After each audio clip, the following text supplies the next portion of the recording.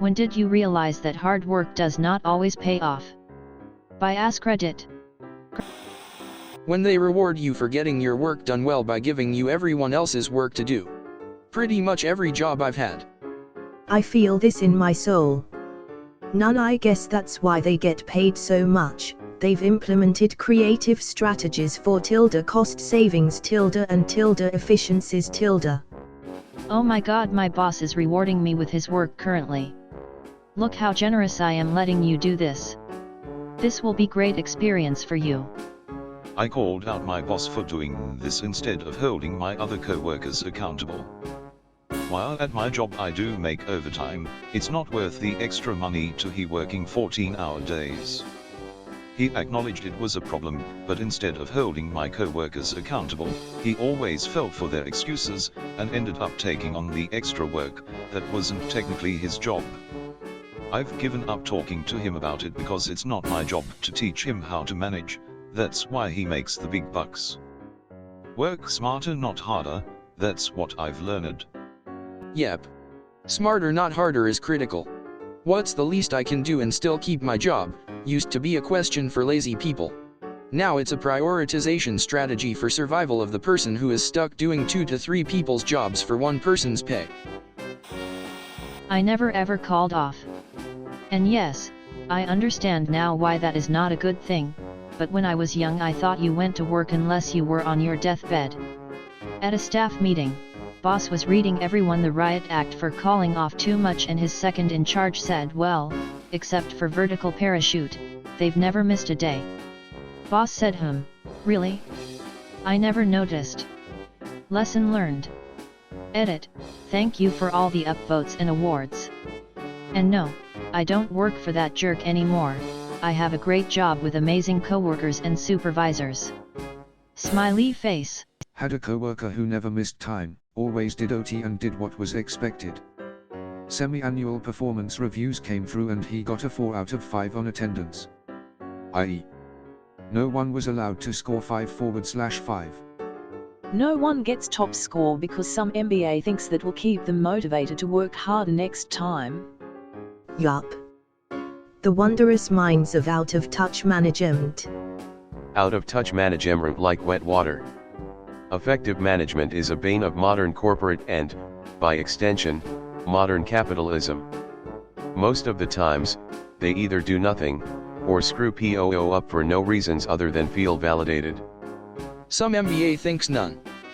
Sadly, nobody has created a metric to show that treating staff like adults makes staff act like adults. Oh god, this was me. I didn't take time off unless I absolutely had to, I barely even used my vacation. I was there early and did OT. I got 3/5 on attendance. As soon as that happened, I stopped going in early and doing OT, I used my vacation and sick days, and I was suddenly the worst employee my boss had, lol. A position opened in another department and I applied. He did everything he could to keep me from getting it /stall it, but now I make more money and work from home for a boss who leaves me alone.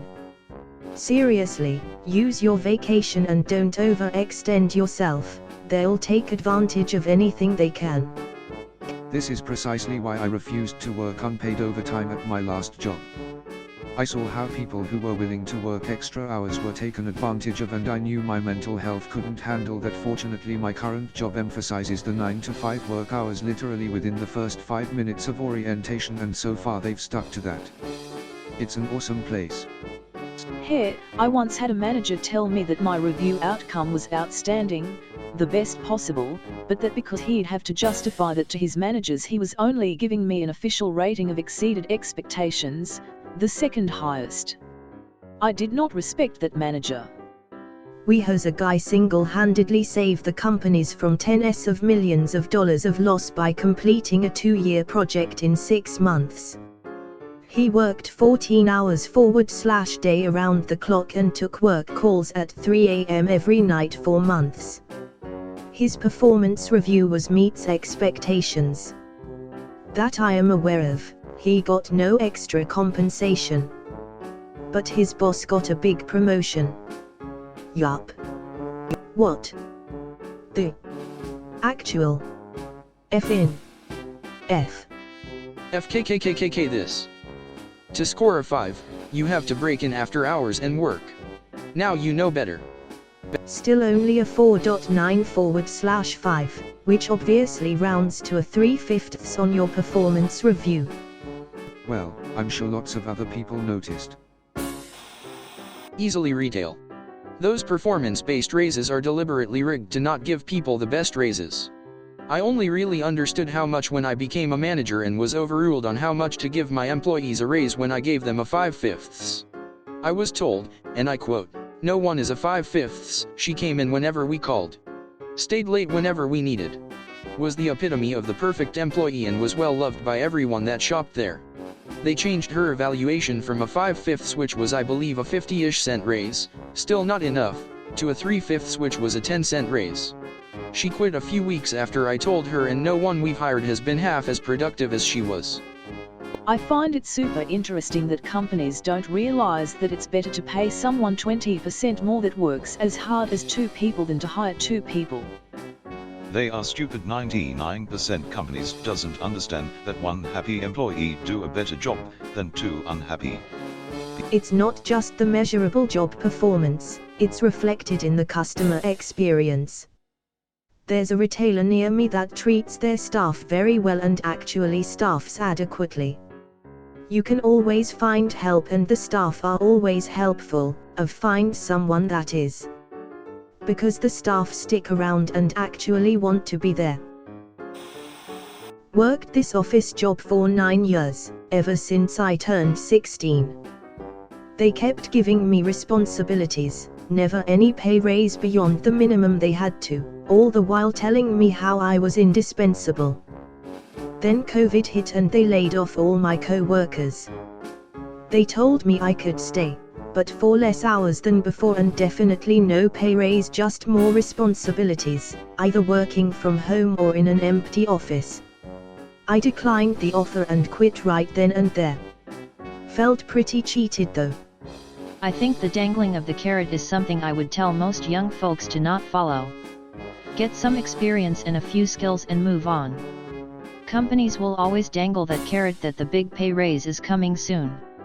Even if they offer it instead of the usual 2 to 3% COL raise, it ends up being 7 to 8%, which is fine, but likely you'll see much larger increases hopping around early in your career. So glad I took the pay raise is moving to a new job every 2 years. Seriously, not even me looking. Just a random call sometimes from a recruiter.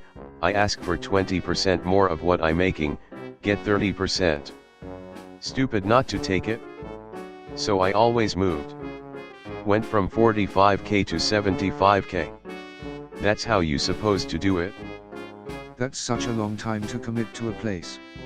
I'm sorry to hear that you were not valued. Yeah, I started working there in 11th grade all the way through college and grad school, working in the field I was already studying for, language/education. So part of me had always believed that once I graduated they would offer me an actual job, which I would have loved. The layoffs probably explain why they kept dodging the question in my last year working there though. The first time I had a real job. Turns out that working harder than your co-workers does not impress them. This. Working harder usually just results in you being given more work and responsibilities, that you either have to fit into the same hours with the same wage or into unpaid overtime. I honestly wish that had been my outcome. Instead, I was just straight up disliked and eventually pushed out of the position. This happened at least twice. I've had this happen too, but assumed it was because I didn't want to talk about the same things they did. I was terribly bored, so did my best to keep busy while everyone else gossiped. They hated me, but I understand now it was probably because I worked harder. These were the types to get so mad at me for being on my computer after they came back from a smoke break. You get a smoke break, I get a break too then, right? Double standards all over the place. It was really just a shifty work environment. This is why I resent any time I work with smokers. Not them personally, but the consistent double standard of why are you on your phone / non-work web page / taking a call when I have a spare moment, but they can chat / smoke for 10 to 15 minutes multiple times a day. The double standard is real and it's pathetic. At my old job, if any other employees would go outside and smoke, I just went to my locker and got a little jug of bubbles and went outside with them and blew bubbles. I did this for 9 months before the plant manager caught on. LOL. Boss man was too busy watching tennis and golf in his office to catch on too quick. That's amazing, other than inhaling secondhand smoke. Hopefully he was reasonable and you were compensated with extra breaks or something. Unfortunately, the one place I worked where it was real bad, the manager was also a smoker, so she had zero empathy. I lost it on her one night when she and the assistant manager walked outside for a break when we were slammed, leaving me by myself behind the counter. I could see them in the CCTV off to the side, just chatting it upon, slowly puffing away. Meanwhile, I'm getting cursed at by angry customers tired of waiting, or whenever I got stuck on a problem. How did I solve it? I started pointing out they were both smoking on break and left me behind. Between my sudden desire to provide credit / discounts for any customer complaint, along with a few kind-hearted customers taking them to task on their way to their cars, she got the message. Took a few times of it happening though. My favorite was when she threatened to withhold my pay to cover the discounts when it happened. So I asked her, surely you're also willing to give up your pay when you go on break, right? Of course not, and I was lectured on how mentally important her smoke breaks were. It finally made the breaks stop though. And because you are doing so much extra work, it is impossible to promote or transfer you, as they will never be able to find someone who does as much work as you. Making yourself indispensable also makes you unpromotable.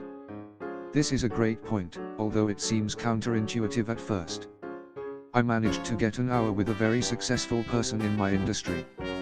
This is one of the 2 big points she made. If you want to have any sort of job mobility, you need to find / train your replacement.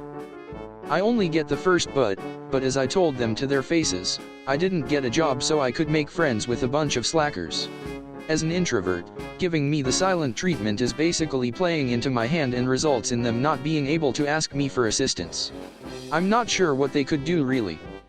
In my experience, they all go to the boss and say you aren't a team player, or that you're slacking off and not working, etc. Happened to me once. When the boss talked to me about it, I pointed out he knows how much work I get done and the people complaining are not known to get stuff done. I got a promotion a few months later. Over the next couple of years, everyone who tried to gang up on me left, as they had revealed their true character and couldn't get promoted or good projects anymore. This only works if your boss is smart / cares to wade through the BS instead of just writing you up though. Unsolicited _spiders, I feel like you and I were separated at birth. I fortunately work as a bartender in a small bar that can unexpectedly get busy, so I do end up getting the busier shifts, which is more lucrative. In this current position, however, there is a co-worker that is an actual narcissist, so beyond feeling threatened by me, she feels that my mere existence there is a threat to her wanting to pull everyone's strings, and she gaslights me and undermines me every chance she gets. Fortunately for me, I have dated someone like that and worked with someone similar, so I know to not take the bait, but I still want to punch her in the throat. I once had her snap at me and go on a tirade, not knowing a supervisor was within earshot. I wrote a statement that was super long and turned it into HR because I knew the supervisor could corroborate much of it. They stepped away during some parts of it. She'll get hers, but it won't be by my hand. Karma is a bitch. Yup, I went from, oh, I can help with that, by creating shortcuts in Excel or finding ways to streamline processes, and then I got you did this last year, can you do it again? I can, but I'm not going to because it's part of another person's job, and if they are unwilling to learn/do their job, it doesn't mean it's my responsibility to figure out how to motivate them or do their job. You're the manager, figure it out or let them go. My dad was nifty with computer at his job. He would create shortcuts to fix issues in his free time at home. His job didn't require him to know this kind of stuff. He pissed off a lot of people because it made them look bad that they didn't go above and beyond. He said one day he got a sticky note on his computer that simply said, "Go away." My friend just experienced this at work. He started out enthusiastically crafting macros to finish tasks way faster and noticed his older colleagues would instead key in Excel data cell by cell. He also offered to help others in technical issues. Months later, it's already too late as he has created the expectation as the team's bitch, no offense to him, and people get pissy whenever he isn't able to help. Final straw was when he got berated by his boss for something not even in his job scope.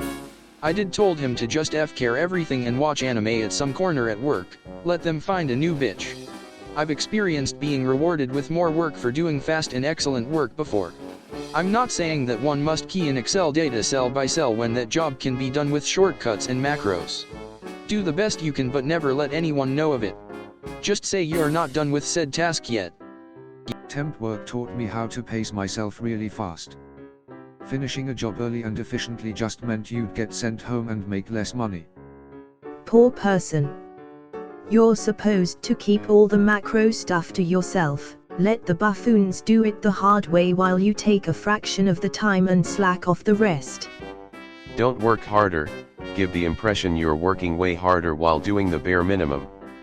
This is the advice I always give to others. Always carry paperwork around with you and have a grumpy look on your face.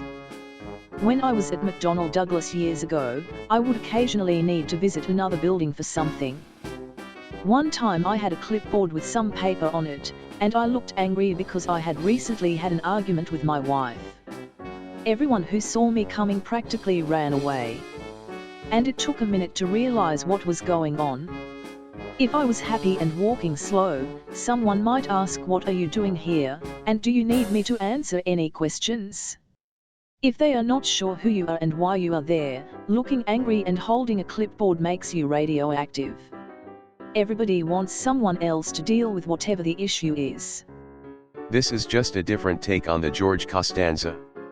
I have only survived as long as I have in this world by learning how to sound way smarter than I am.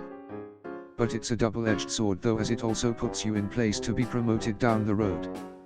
I work with a guy who shows up at the last minute, leaves a few minutes early when he can get away with it, takes 10 to 15 minutes extra at lunch and does the bare minimum when he's here. He always gets upset when he gets passed by for promotions. He feels like since he's been here forever he should be in line for one. Nope. Because you create a base expectation they have for you, and once it is there they will think anything less is you not putting in your best effort.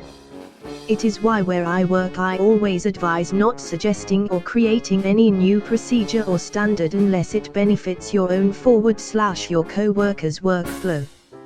I had CAD guys try to act like they were company players, suggesting stupid additional procedures or changes to how we do things, while providing almost no actual benefit to the company but burdening the rest of us that have to do the job. We have a guy like that where I work.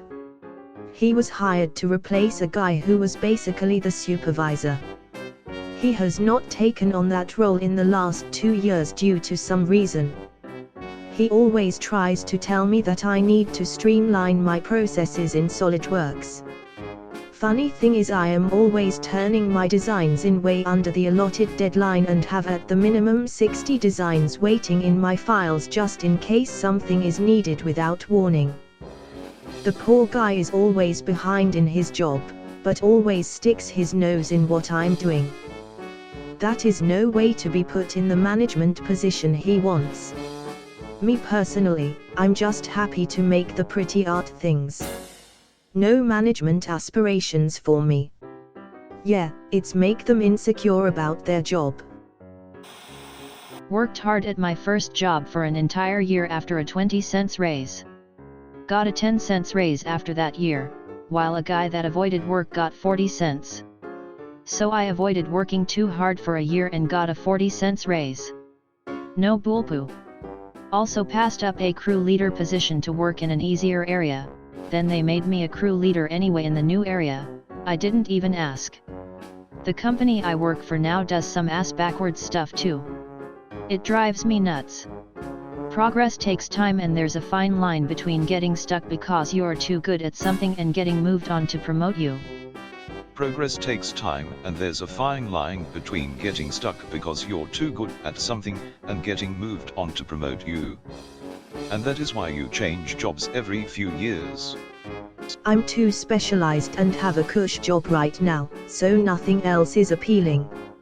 I need to train a couple people to take my place and I can move along to my next stop, which is what I'm looking forward to. Just too bad that it'll take me 2 years to train a decent replacement. If you really like that job and they are cool, yeah, definitely. If it's just some job and they can't get by if you just up and left, well, tough poo on their part. Ain't your fault you're that good. I worked 4 years at a Walmart, almost constantly being praised as one of the best employees on my shift/team. Now what kind of reward did I get for this? A raise? A promotion? Nope, I got a small pin I was allowed to wear that just said something like "Management appreciates me."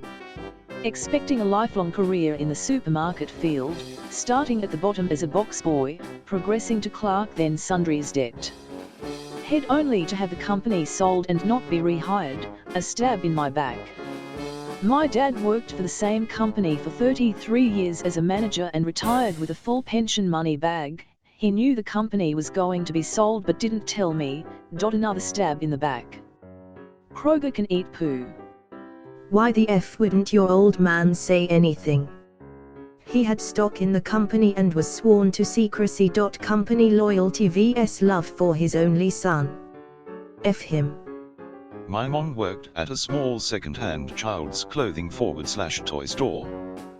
Was manager for 15 years. The owner she knew from the start. I think she was manager from the start.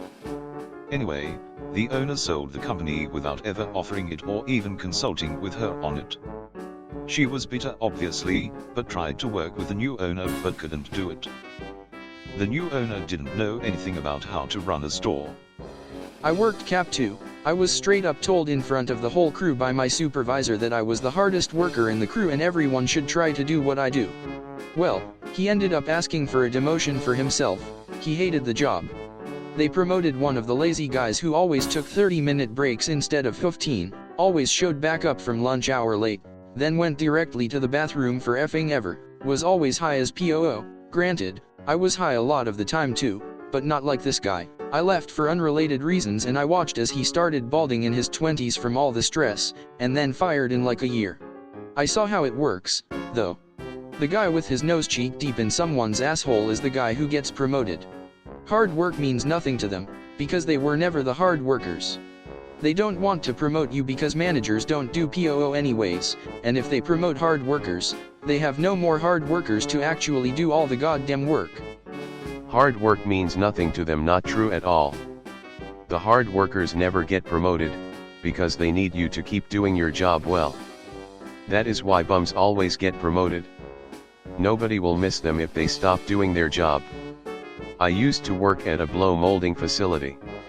I was in middle management, but I was in every meeting for some reason. We had this guy, I will call him Echo Beto, who was a beast in the warehouse. Echo Beto would do any job asked of him, and he did them great. A training job to work on the machines opened up. Echo Beto applied for the job, and everyone assumed he would get it. In a few of the meetings, the heads of various departments said that they couldn't afford to lose Echo Beto. He did too much. He did not get the job.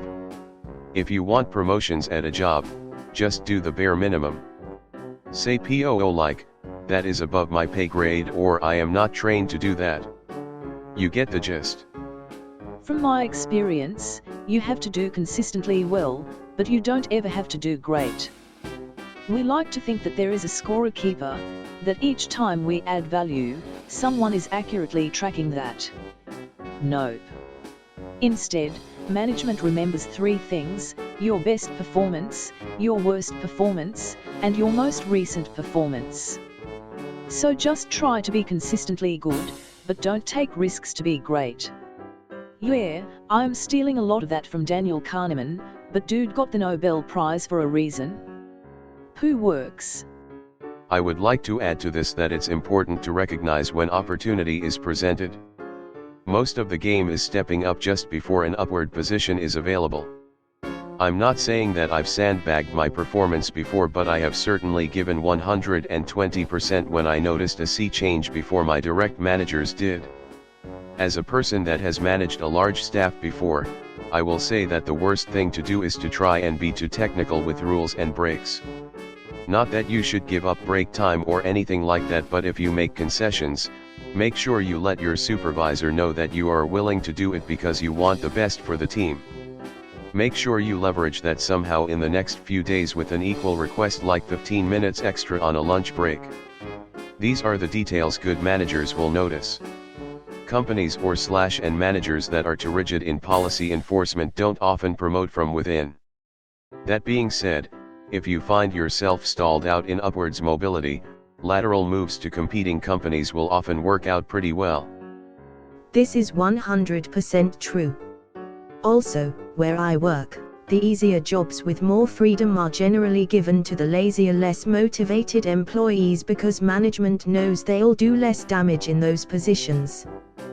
There's also something called the Peter Principle, which basically says employees get promoted until they are at a level they aren't good at and don't have the right skills for.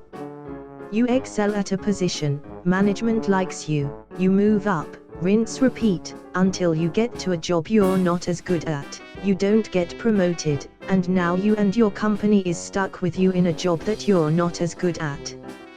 You should be one level lower than that.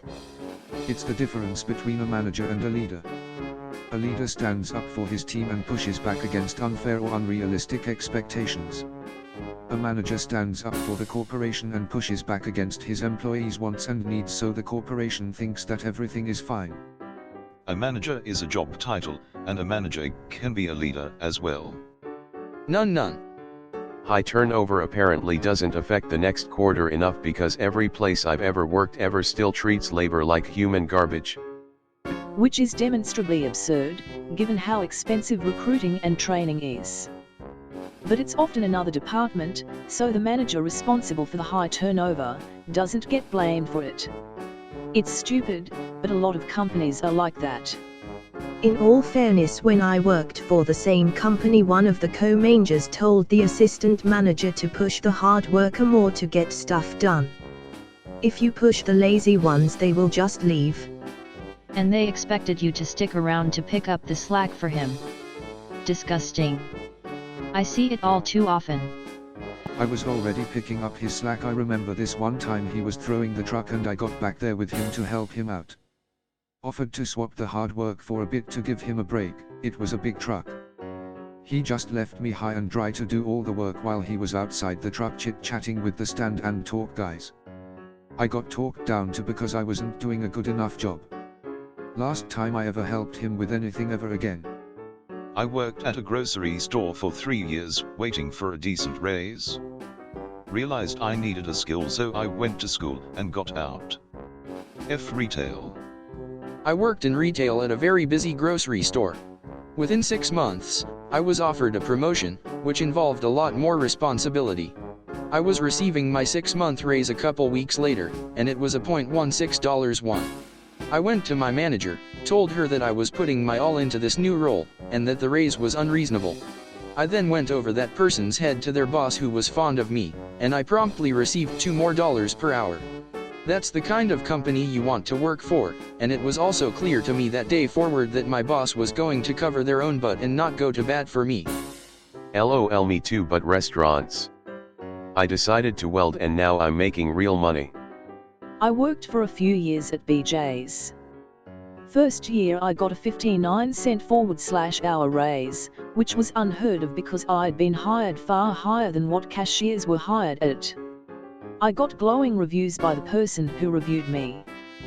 By the time of my next raise, A trusted person had told everyone who would listen that I was gay.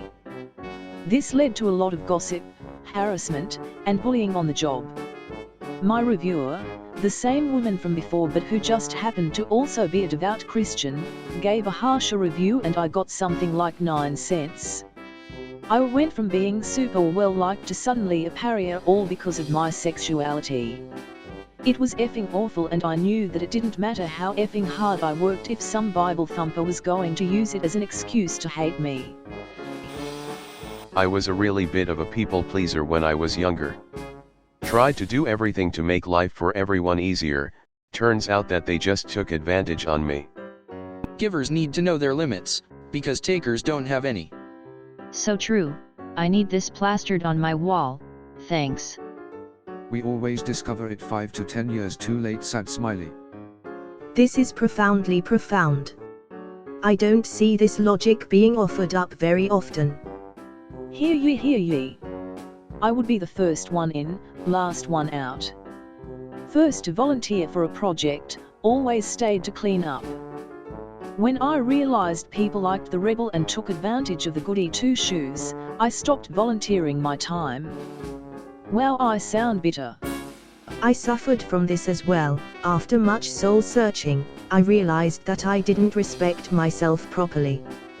How could anyone else? If someone pleases my every whim, then they are no more stable or understandable than my changing whims, and if they are too complex to understand, how can I respect them? At least a mountain, though it may be obstinate, is unmoving and predictable. At least I know where it stands. When I realized I get paid the same as co-workers who are putting in bare minimum. Americans are largely captive by an illusory belief that there's something wrong with revealing their salary. In essentially every case, this reduces the information asymmetry which employers exploit to their advantage at employees' expense. Always share your salary freely and openly, and ask others theirs. It's the best way to get more pay and more fair pay for everyone, which only reduces employers' wealth. Currently working for a company that regularly makes mistakes on payroll. If I didn't constantly check in with coworkers, we'd all be underpaid. I've caught mistakes at least 7 different times. Those aren't mistakes, they're just hoping you don't notice. Wage theft is the biggest form of theft in the US. Let me guess. The mistakes always result in you getting underpaid, not overpaid, right? How did you find out though? Just curious. Make friends with a coworker, then ask casually.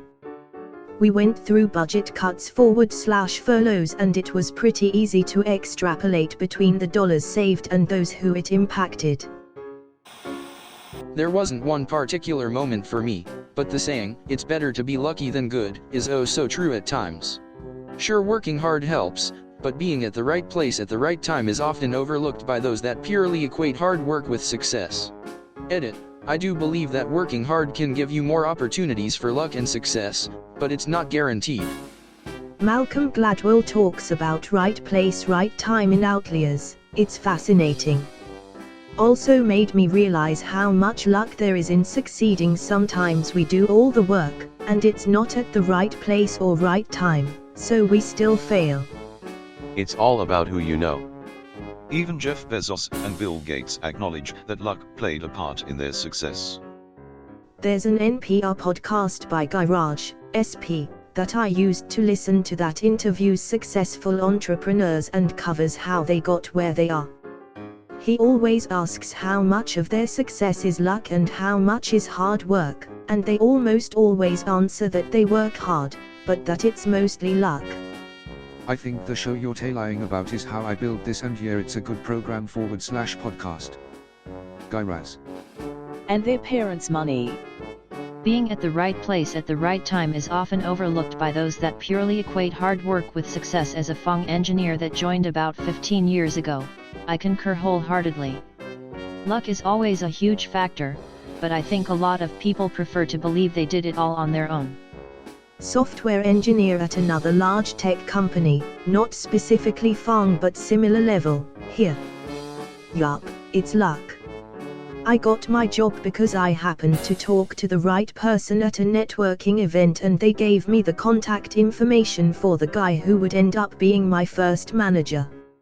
I'm pretty sure my resume would have just gone into a black hole if I didn't have a random guy I talked to for 10 minutes at a networking event be like, hey, talk to her, she seems like a good fit.